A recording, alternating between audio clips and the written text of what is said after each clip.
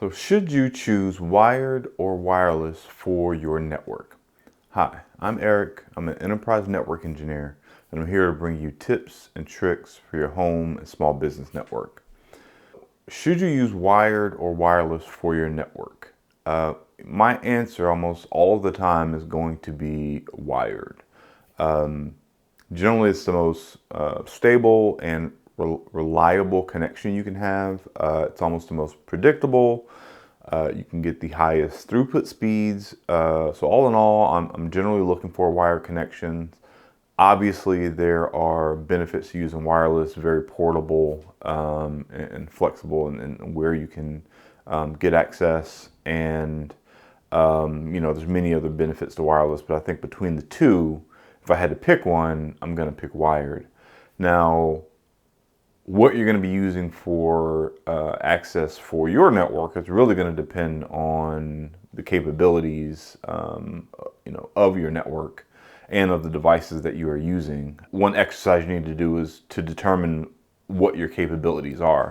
And when I'm doing that, I'm generally looking at four things in particular, and we'll get into them now. First thing we should start with is the device that you're using to actually connect to the network. If you are using a wired connection, then that's going to be your NIC or your network interface card. So what is that card capable of? What is its speed, transport medium? Now, generally in a home network, you're not going to be using fiber. In most cases, you're going to be using copper Ethernet. But what speeds is that NIC capable of, and what other features does it have? If you're talking about wireless, then what wireless spec does it use? Is it Wi-Fi 5, 6, 7? And is it compatible with the access point that you're using? So as far as the actual device that you're using, what method does it have to get on the network, and then what are those capabilities? So that's the first thing I'm looking at.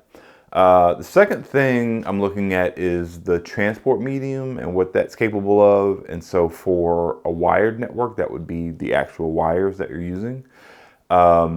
Not all cables are made the same. There are certainly different cabling standards. Most of the time, if you're buying a new cable today, it's something that is, rated for high speed. So, you generally want to be using Cat 5e or above, preferably Cat 6 and beyond that these days. But, most of your cables are going to be Cat 6, which is what you want. Definitely nothing below 5e.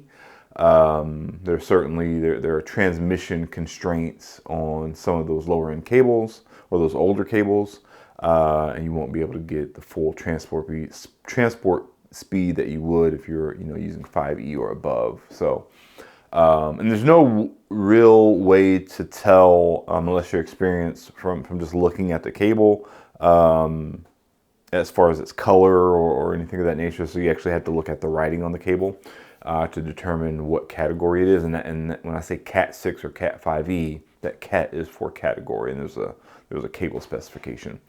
And then for wireless, that's more about an impedance and what is basically in between the device that you're trying to get on the network with and the access point that you're connecting to.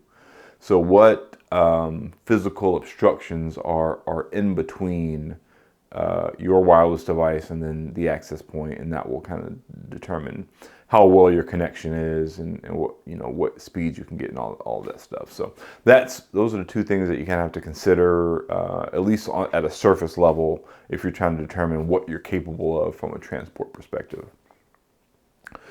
So next would be, if we're moving down the line here of connectivity, is what is your router capable of? Your router is going to be your bridge from the inside of your network to the outside of your network.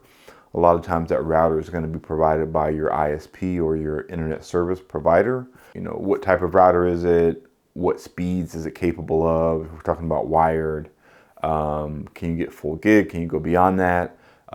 Same thing. So a lot of times that router will also be providing your wireless connection, but you may have your own Wi-Fi router separate from that. But regardless, wherever that wireless signal is coming from, what are its capabilities? What wireless spec is it capable of? 5, 6, 7. And we won't get into security, but that's a component of that as well. But basically, just basically trying to understand what it's capable of, and is it compatible with the device that you're trying to get onto the network with. And then the last piece, if we go beyond that, is going to be your internet service provider. So generally, you're getting internet from some type of provider. There's different products you can get, different classes of service, different speeds or bandwidth of your connection. So, what are you purchasing from them? A lot of times with home internet and even for small business, you get what's called asymmetric internet service versus symmetric internet service, where is what you get in the enterprise. So asymmetric generally means that your download is going to be higher than your upload. So, if I have a 100 meg circuit, that generally means 100 meg download, and then your upload may be 10 meg or 5 meg. And so that distinction is going to be important. A lot of times what you're doing is download, especially if you're streaming, downloading files, etc.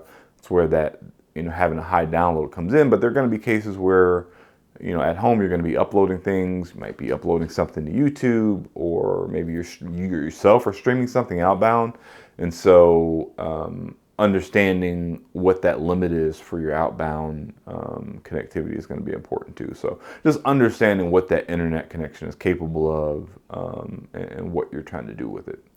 But those are the four, at least initial things that I kind of look at to understand the capabilities of my network. And then from there, you can kind of determine what you may need to tweak or adjust to get better performance, or maybe to fix some type of issue that you're having with your network. In the future videos, I think I'll kind of break down in a little bit more detail, how you go about evaluating those capabilities, and then maybe go a little bit deeper into what those different specifications means in those different categories.